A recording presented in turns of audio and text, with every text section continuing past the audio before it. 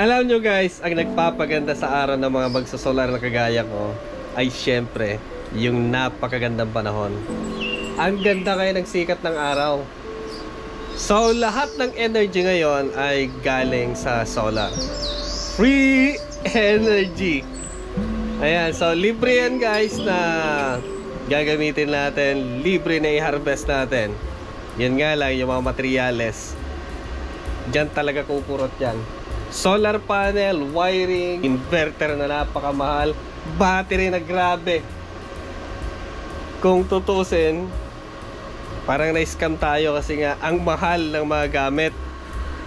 Hindi libre yan. Yung energy from the sun, libreng-libre yan. Hindi mo babayaran ngayon, bukas, magpakailanman. So, ayan guys. Dito lang talaga napunta yung pera imbis na pambayad mo sa grid.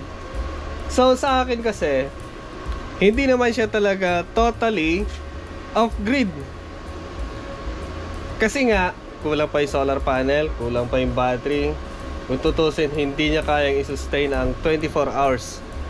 Kung sakasakali na 2 days, 3 days na makulimlim, hindi niya kaya. So marami pang kulang at talagang magastos. So para sa akin lang kasi itong setup na to ay for backup lang. For backup lang siya kung sakaling walang kuryente.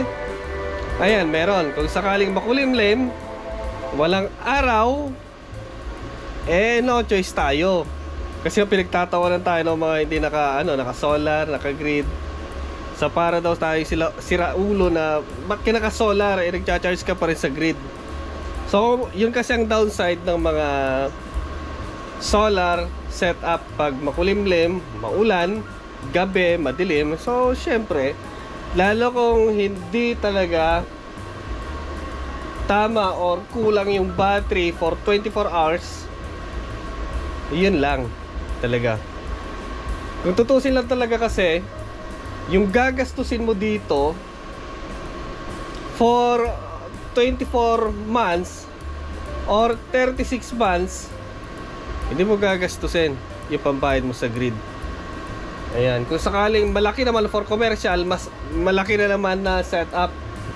So talaga, yung mga ganito ay para lang talaga sa mga addict, mahilig magkumpone, mahilig. Kung tutusin guys, yung investment ko dito hindi pa bumalik. Buti na nga lang yung mga battery, libre yan from Orient Power. Ayan, buti libre yan. Eto, libre. Eto, libre. So, saan ka pa nakahanap ng ganon? Mag-vlog na rin kayo. So, ganun lang po ang solution nun. So, talaga magastos. Kahit sabihin natin na nalibre yung iba, magastos talaga kasi solar panel pa lang. Talaga masakit sa ulo na eh. Masakit sa bulsa. So, ito yung update ko guys. Yung battery ko ay kumikislap-kislap yung isang ilaw. Yung battery ko ay 14.4 yung setup niya. Medyo kumulimlim konti, pero sustain pa rin niya kasi nga lahat ng load dito ay from inverter. Wala. So kahapon pa yan naka-off. Ang na-harvest ko sa ngayon ay nasa 450 kasi umaandar yung water pump. Eto.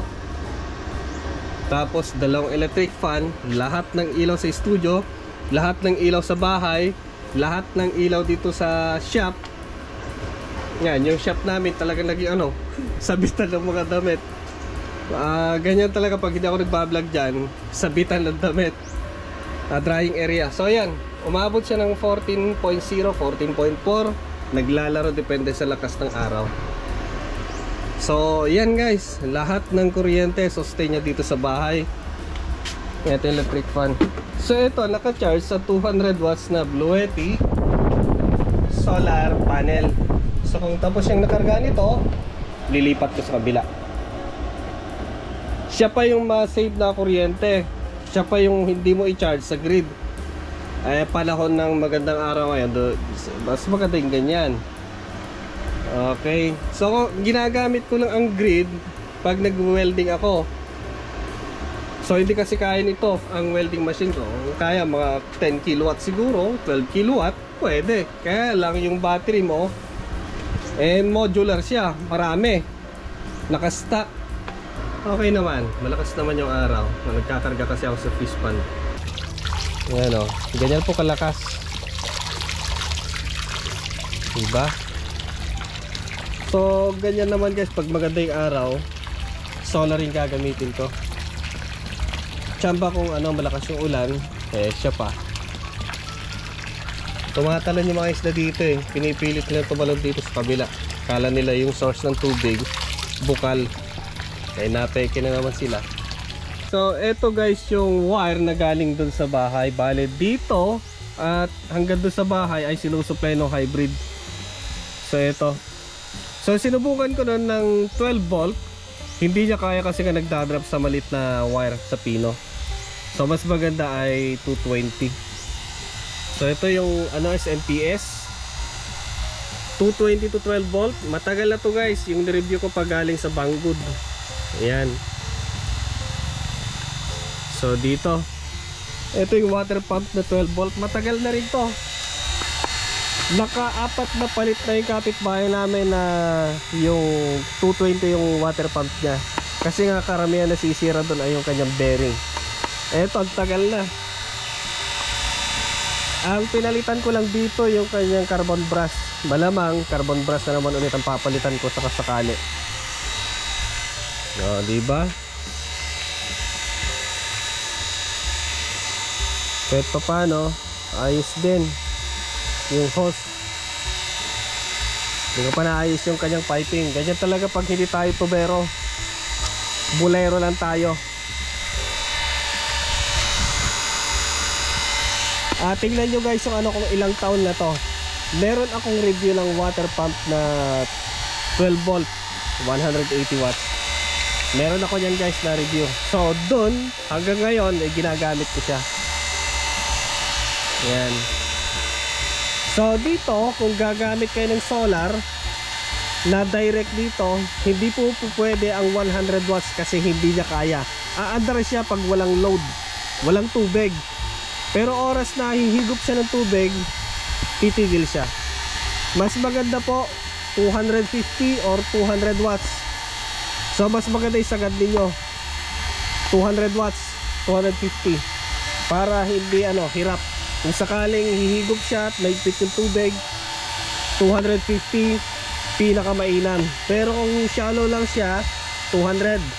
Nasubukan ko na yan. Check natin yung solar panel. Ito yung Bluetti 200 watts. Yan yung solar panel kong Mekos.